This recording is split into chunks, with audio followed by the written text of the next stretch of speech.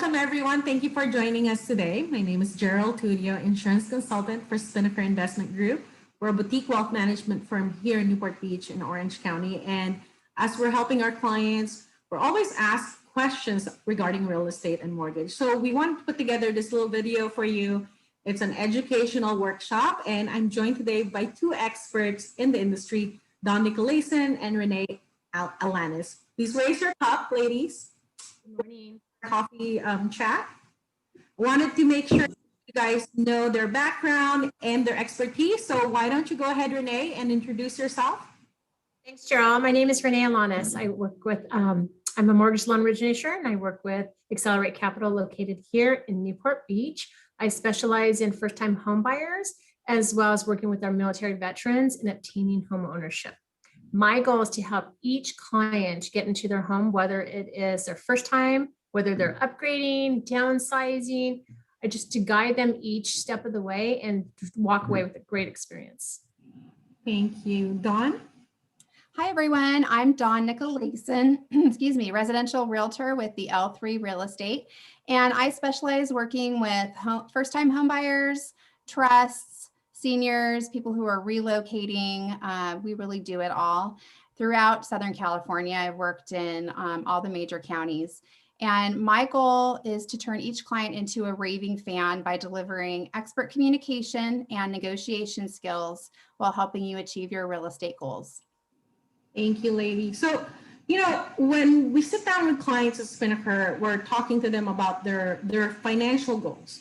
So the easiest way of building wealth is real estate, right? Apart from setting up your 401k or IRA and, buying life insurance. But, what are the steps that they need to do? Let's say, for example, there's a potential buyer.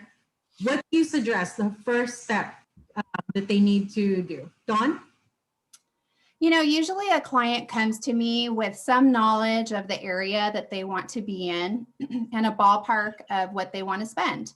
But there are a few things they may not have factored in, such as down payment, monthly expenses like insurance and property taxes.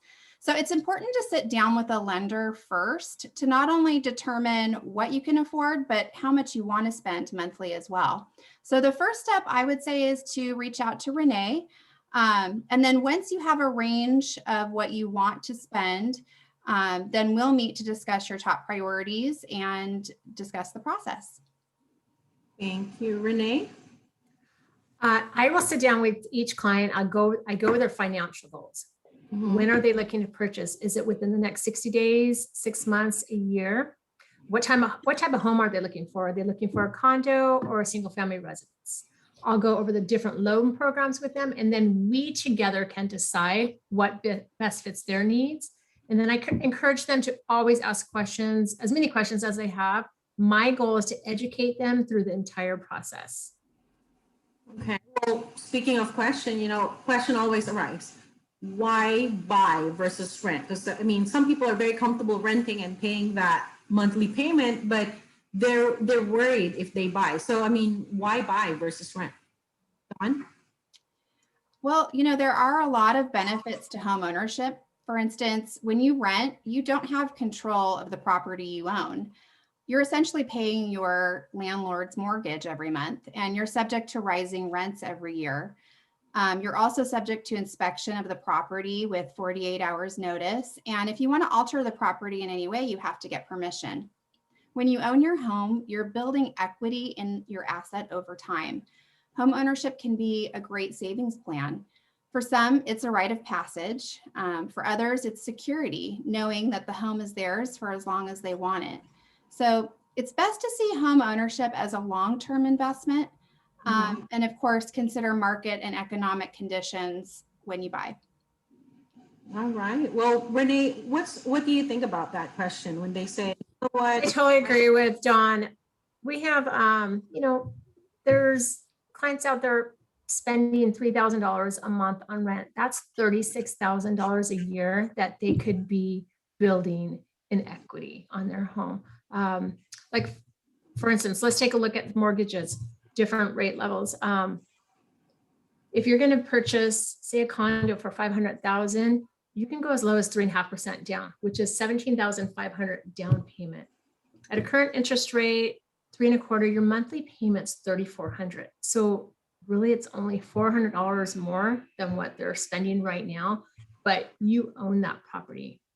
Or if you're looking into a bigger home, a single family residence for $800,000 and you have 10% down, that's $80,000 at an interest rate of around 3.875, just because it's the up in the high balance. You're looking at a payment of $4,600. So either way, you're building equity and not throwing away your rent to your landlord. Thank you for that example. I mean, until you put it in writing, like how we have it on our screen, it's kind of, and then when you see it, it's almost like, wow, Mhm. So now that we've kind of woken them up, when do you know when someone is ready to buy, Dawn? Or Renee, whichever, whoever could answer this question. When someone's ready to buy, how do you know? What are the signs, right? I'll go.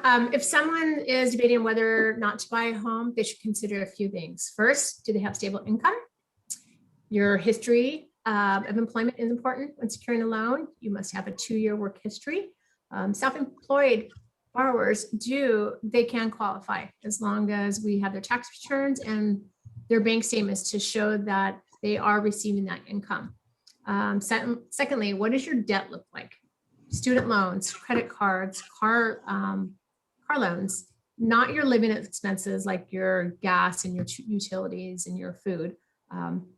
Most lenders like to see ratios of 43. However, we can go higher than that. Just all depends on the type of program. Also, the last thing would be your savings. Will you have enough savings to cover the down payment and the closing cost? Then next is your credit score. What does your credit score look like? Do you pay your bills on time? Having good credit gives you a lower interest rate. So basically, it's your credit, your employment, your assets, and your employment history. So if you already have a very stable career, that's already a big, hurdle, Definitely. right? Thank you. Dawn? Another main reason to buy a home is lifestyle. If it appreciates in value, that's a bonus. But despite all the benefits of home ownership, remember that in addition to a mortgage, you still have to pay for other things like homeowners insurance, property taxes, maintenance fees, association dues, if there are any. So remember that the general rule is when you purchase a home is that you should be spending no more than 30% of your gross income on a monthly mortgage payment. And also consider if you plan on buying in the next 6 months to a year, consider keeping 20% down payment in cash rather than investing in, say, your 401k or other risky assets that maybe won't yield a return in that short of time anyway. Okay. So now that, they've learned all of these, so you mentioned about down payment. What are the options for buyers? There's a lot of misconception out there. So I wanted to get this clarification. Renee, can you give us some clarification on the down payment assistance, or what are the options for down payment? Definitely. So there are options on your down payment. You don't always have to have 20%. That is a huge misconception. And I think a lot of people back away from even entertaining the idea of purchasing because they're like, I don't have 20%. You don't need 20%. You can pull funds from your 401k. You can receive a gift from a family member. And I believe, Gerald, you mentioned in a conversation with before that they can pull funds from their life insurance. Yeah, so cash value life insurance is another vehicle where you could pull money from. And it's actually the cash value built up. It's tax-free if you borrow against it. I mean, I have some parents who's put together a custom whole life policy, for example, for their children. And that's the main reason that they have it set aside, is that they want it for their home purchase, or there was actually a great story by Disney. I don't know if you guys know this. When he was building Disneyland, he couldn't get a loan. So he pulled money from his cash value life insurance. So just a tidbit. So Dawn, I wanted to ask you, the market is hot right now. Mhm. Everybody's talking about, the real estate market. When is it really the best time to buy? Is there timing in market or, in real estate market? Definitely. Yes. It's definitely a seller's market at the moment. We're experiencing record low inventory levels and low interest rates, which have all increased buyer demand.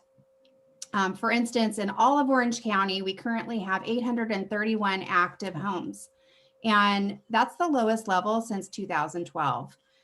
Demand is at over 1,200. So demand, that means that's the number of homes that are currently in escrow. So buyer demand is well outpacing inventory.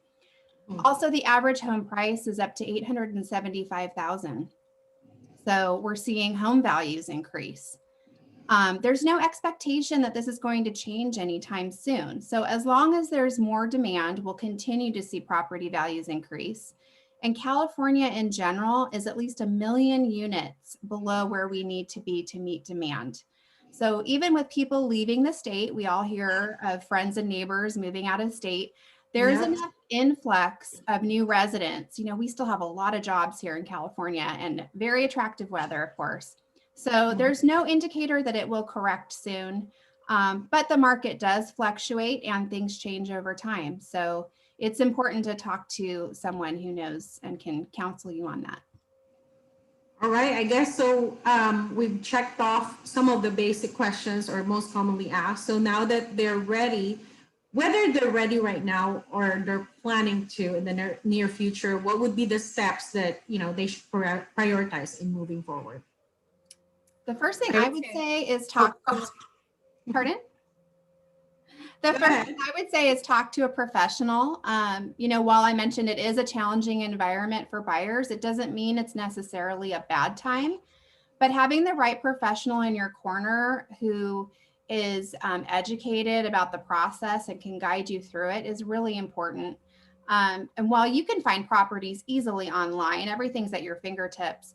You really need an expert to help you navigate through the process of investigating the property, making sure it's the right fit for you, and also negotiating to get your offer accepted.